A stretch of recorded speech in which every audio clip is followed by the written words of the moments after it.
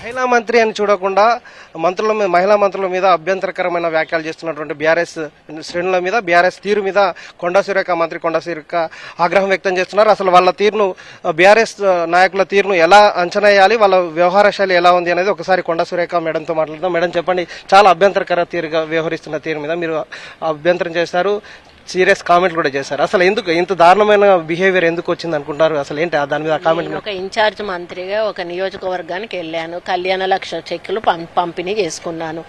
ఒక ఎంపీ గారు గౌరవంగా చేనేత కార్మికుల సమస్యలను తెలుపుతూ వాళ్ళ నూలు అయినటువంటి దాన్ని ఇండికేషన్గా వేస్తూ, అక్క నేను చేనేత సమస్యల మాల మీ మెడలో వేస్తున్నాను, ఈ సమస్యలను పరిష్కరించండి అని చెప్పాడు.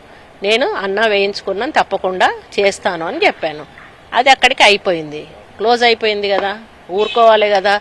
ఆ ఫోటో పెట్టి నువ్వు వీళ్లకు కళ్యాణ లక్ష్మి చెక్ ఎవరిచ్చారు అని చెప్పి నీ భారత రాష్ట్ర సమితి అకౌంట్ల నుంచి నీ హరీష్ రావు ఫోటోలు, కేటీఆర్ ఫోటోలు పెట్టుకొని 5-6 అకౌంట్ల నుంచి ట్వీట్ చేసి ఈరోజు వైరల్ చేసి ఒక మహిళకు అవమానం జరిగే విధంగా మీరు చేసినప్పుడు నోరు మూసుకొని ఇంట్లో కూర్చోమంటారా మమ్మల్ని? నేను మాట్లాడాను, దాని గురించి మాట్లాడితే ఏం చెప్పాలి?